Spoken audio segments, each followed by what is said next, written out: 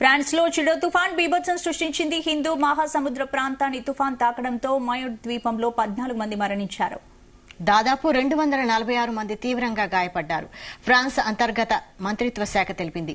గాయపడిన వారిలో మరికొందరి పరిస్థితి విషమంగా ఉందని తెలుస్తోంది. దాంతో మృతుల సంఖ్య మరింత పెరిగే అవకాశం ఉన్నట్టు చెబుతున్నారు.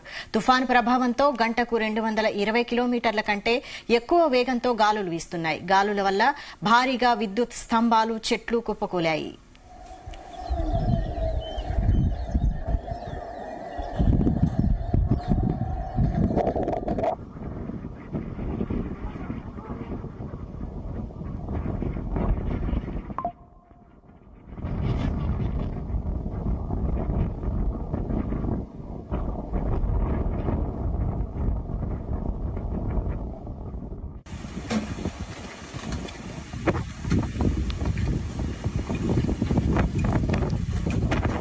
ఆఫ్రికా యొక్క తూర్పు తీరానికి 800 కిలోమీటర్ల దూరంలో ఉన్న 2 ప్రధాన ద్వీపాల్లో మయోట్ విస్తరించి ఉంటుంది.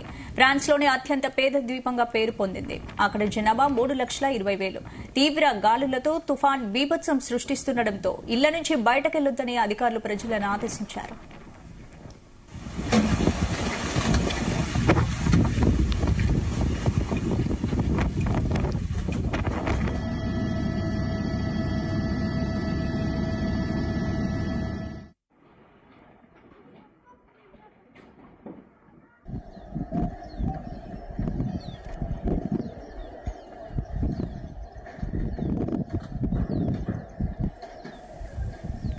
కొన్ని ప్రాంతాల్లో మొత్తం చెట్లు నేలకొరిగాయి. సముద్ర తీరంలోని భారీ ఓడలు పల్టీలు కొట్టాయి. మరికొన్ని మునిగిపోయాయి. 90 ఏళ్లలో మయోట్ను తాకిన అత్యంత భయంకరమైన తుఫాన్ ఇదేనని అధికారులు అంచనా వేస్తున్నారు. ప్రభావిత ప్రాంతాల్లో రెస్క్యూ సిబ్బందిని మోహరించారు.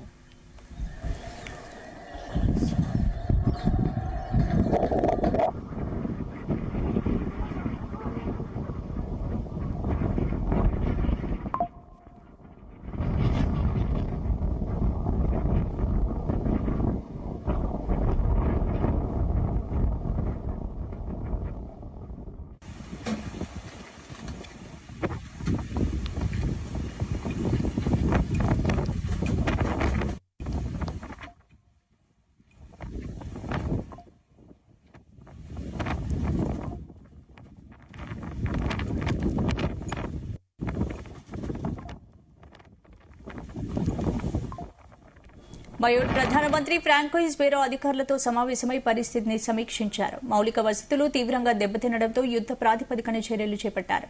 ప్రధాన ఆసుపత్రితో పాటు విమానాశ్రయం కూడా బాగా దెబ్బతింది. గుడిసెల్లో నివసించే ప్రజల పరిస్థితి అధ్వాన్నంగా మారింది.